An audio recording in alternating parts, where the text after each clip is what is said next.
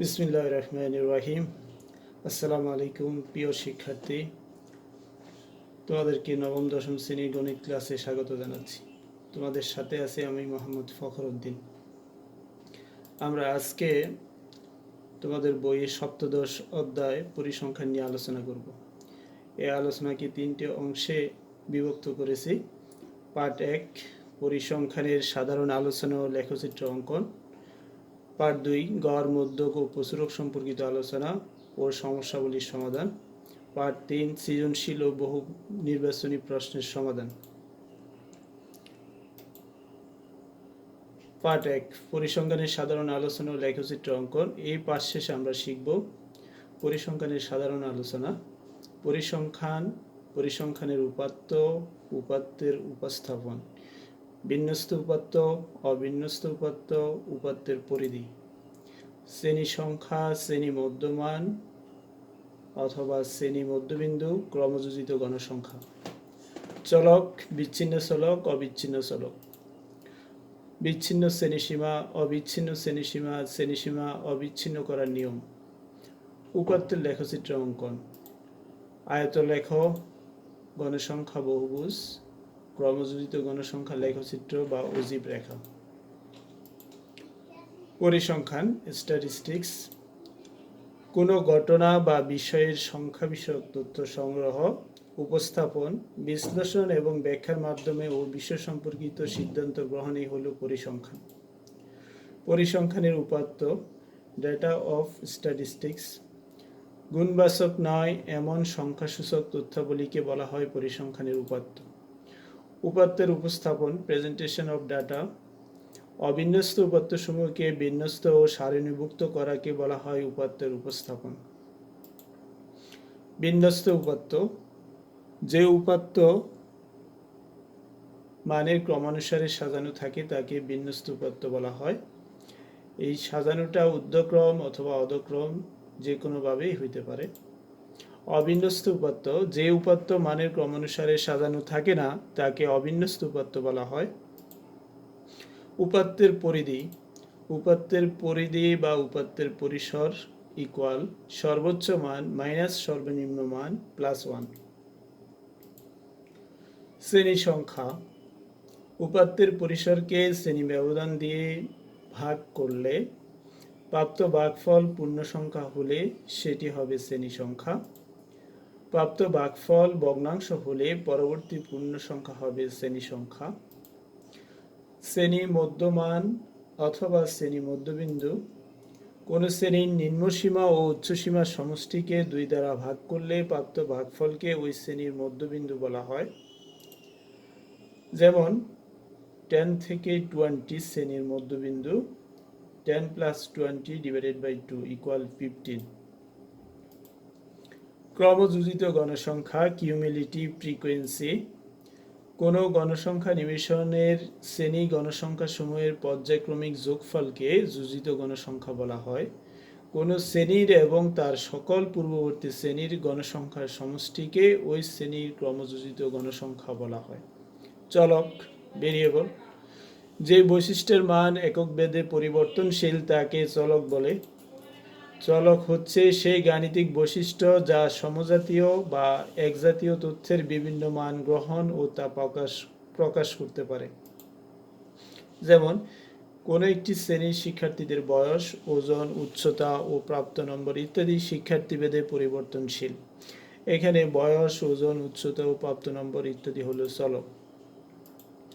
বিচ্ছিন্ন চলক, discrete variable, যে সকল চলকের মান শুধুমাত্র পূর্ণ সংখ্যা হয় সে সকল চলক বিচ্ছিন্ন চলক।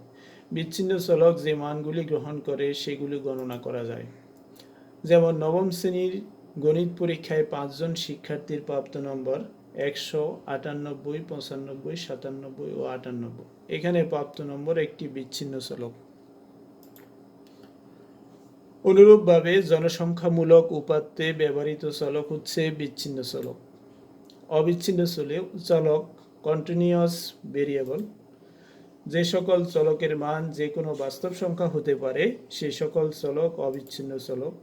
যেমন নবম শ্রেণীর 5 জন শিক্ষার্থীর উচ্চতা 5 ফুট, 5.2 ফুট, 5.3 ফুট, 4.9 ফুট ও 5.4 ফুট।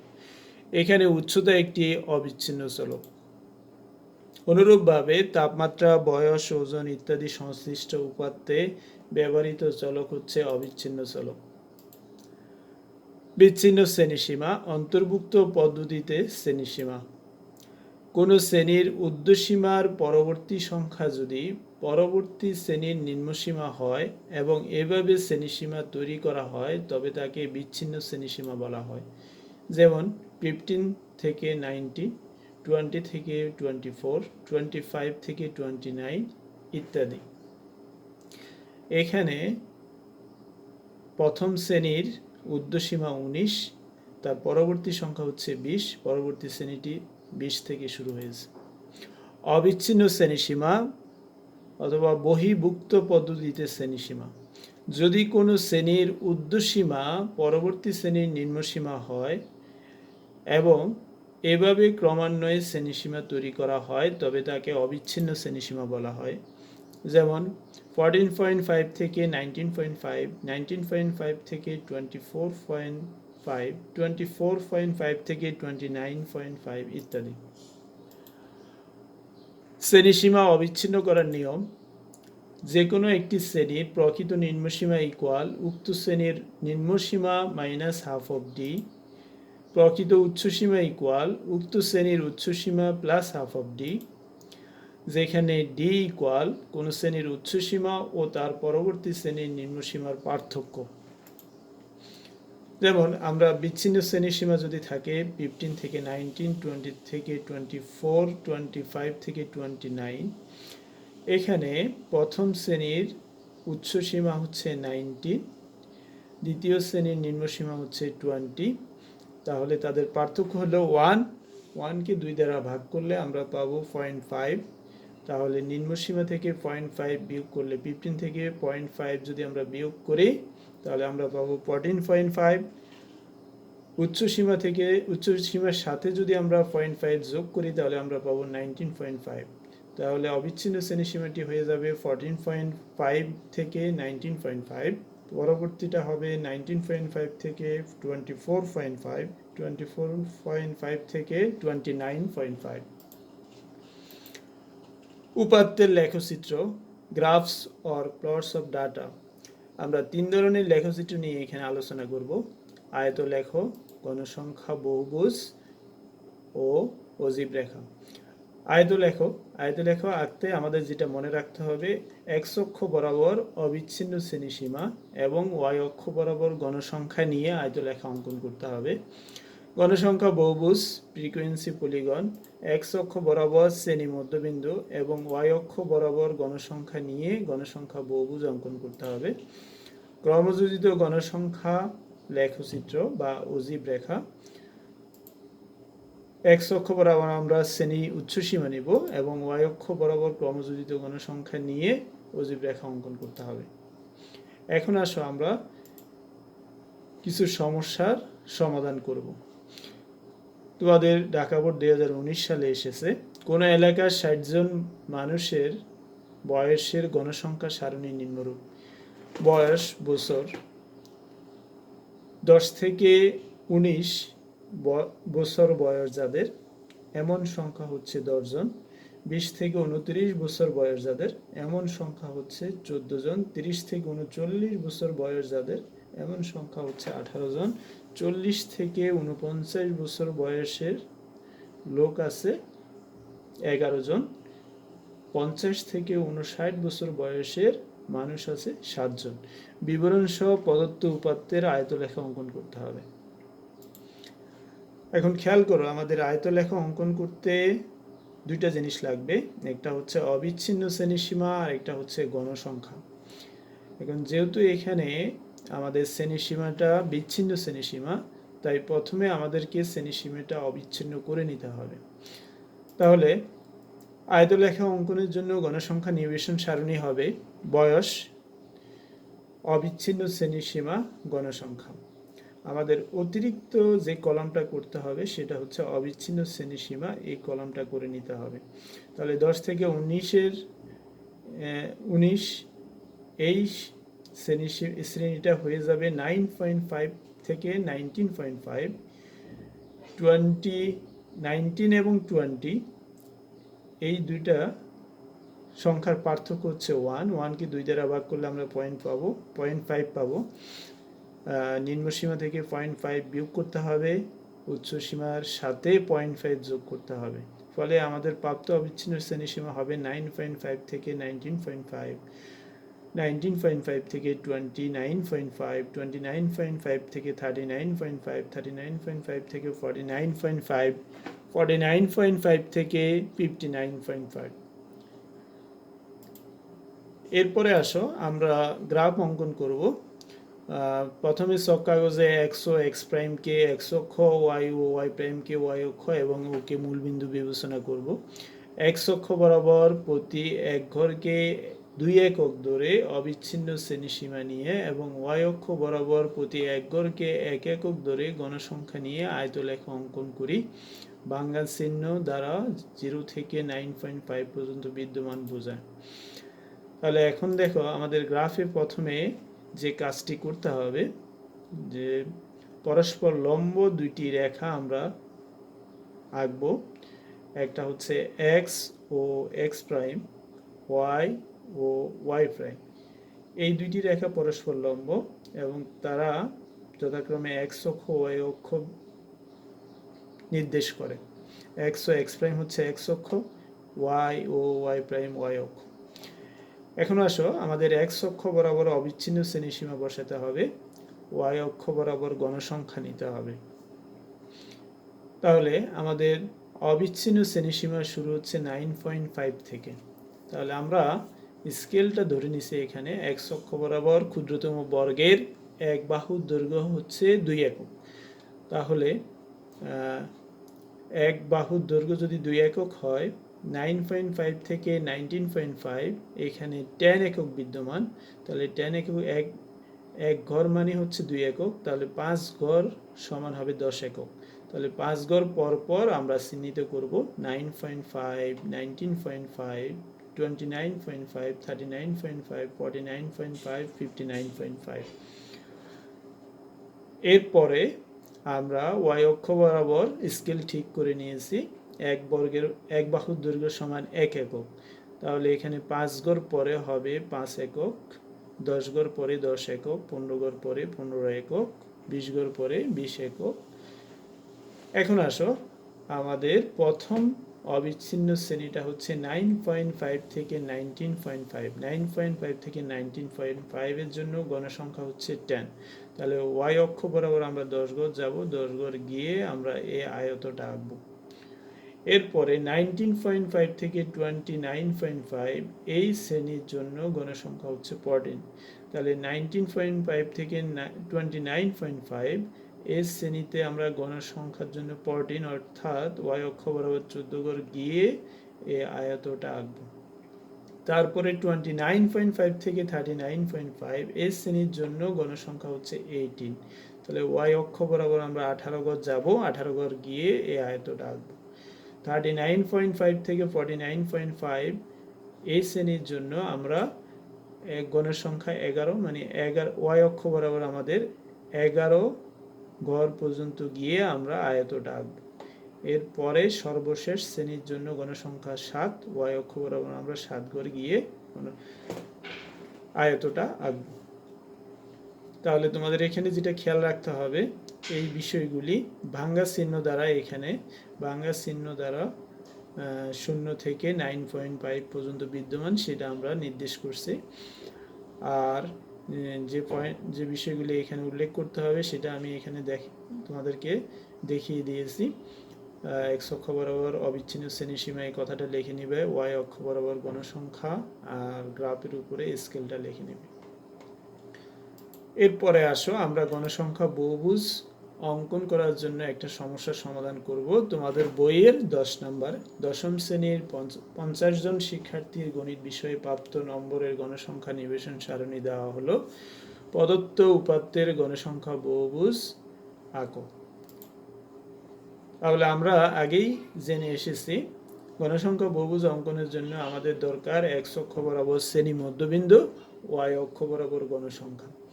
এখন এখানে গণসংখ্যা বিদ্যমান, আমাদের আর লাগবে শ্রেণী মধ্যবিন্দু। চলো আমরা গণসংখ্যা নিবেশন সারণী রীতি তৈরি করে ফেলি। গণসংখ্যা বহুভুজ অঙ্কনের জন্য গণসংখ্যা নিবেশন সারণী।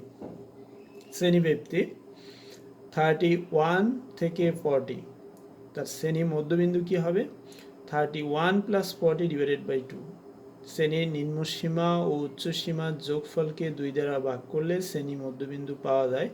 এজন্য আমরা 31 এবং 40কে যোগ করে 2 দ্বারা যদি ভাগ করি ভাগফলটা হবে 35.5।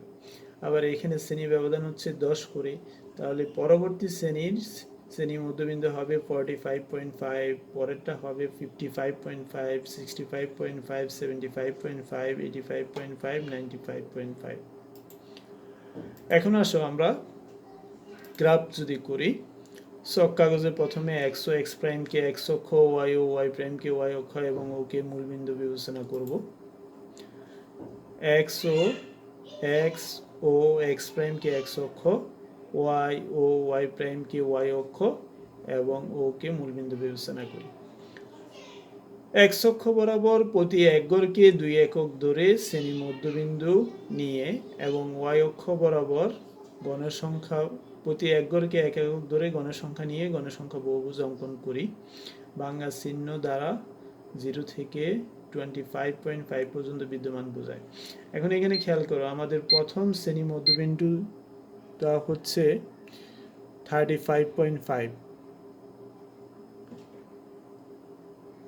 তার গণসংখ্যা হচ্ছে 6। তাহলে 35.5 এর জন্য ওয়াই অক্ষ বরাবর আমরা 6 গজ যাব। 45.5 এর জন্য যাব 8 গড়। এরপরে গিয়ে এই বিন্দুটা স্থাপন করব। 55.5 এর জন্য 10, তাহলে 55.5 এর জন্য আমরা ওয়াই অক্ষ বরাবর 10 গড় গিয়ে আমরা একটা বিন্দু পাবো। 65.5 এর জন্য পাবো গণসংখ্যা হচ্ছে 12, তাহলে 65.5 এর জন্য ওয়াই অক্ষ বরাবর 12 গড় গিয়ে আমরা একটা বিন্দু পাবো। 75.5 এর জন্য গণসংখ্যা হচ্ছে 5, তাহলে আমরা 75 বরাবর ওয়াই অক্ষ বরাবর আমরা 5 গড় গিয়ে পাবো 75.55 বিন্দুটি। একইভাবে আরও দুটি বিন্দু পাবো। 85.5 এর জন্য ওয়াই অক্ষ বরাবর যাব 7 গড়। 95.5 এর জন্য ওয়াই অক্ষ বরাবর যাব 2 গড়। তার আগে আমরা 10 একক আগের যে উপাত্তটা পাবো সেটা হচ্ছে 25.5, এটাকে আমরা এখানে চিহ্নিত করব। আর 95.5 এর শেষে আমরা 10 একক পরে আমরা যে উপাত্তটা পাবো সেটা হচ্ছে 105.5, সেটার জন্য আমরা একটা বিন্দু নেব। এরপরে আমরা স্কেলের সাহায্যে যদি আমরা যোগ করি, এই বিন্দুগুলি যোগ করি, তাহলে আমরা গণসংখ্যা বহুভুজটা পেয়ে যাব। এরপরে আসো আমরা আরেকটা অঙ্ক করব, সেটা হচ্ছে তোমাদের বইয়ের 10 নম্বর প্রশ্নের অঙ্ক। সেখানে আমরা অজীব রেখা অঙ্কন করব। অজীব রেখা কিভাবে আঁকতে হয় সেটা এখন আমরা আলোচনা করব। খেয়াল করো, আমাদের অজীব রেখা অঙ্কনের জন্য আমাদের এক্স অক্ষ বরাবর শ্রেণী উচ্চ সীমা এবং ওয়াই অক্ষ বরাবর ক্রমযোজিত গণসংখ্যা নিতে হবে। তাহলে এখানে শ্রেণী উচ্চ সীমা বিদ্যমান আছে, কিন্তু আমাদের অতিরিক্ত লাগবে ক্রমযোজিত গণসংখ্যা। তাহলে আমরা ক্রমযোজিত গণসংখ্যার জন্য গণসংখ্যা নিবেশন সারণী তৈরি করব। ক্রমযোজিত গণসংখ্যা কিভাবে পাবো? প্রথম শ্রেণীর গণসংখ্যা 6, তাহলে তার ক্রমযোজিত গণসংখ্যা হবে 6।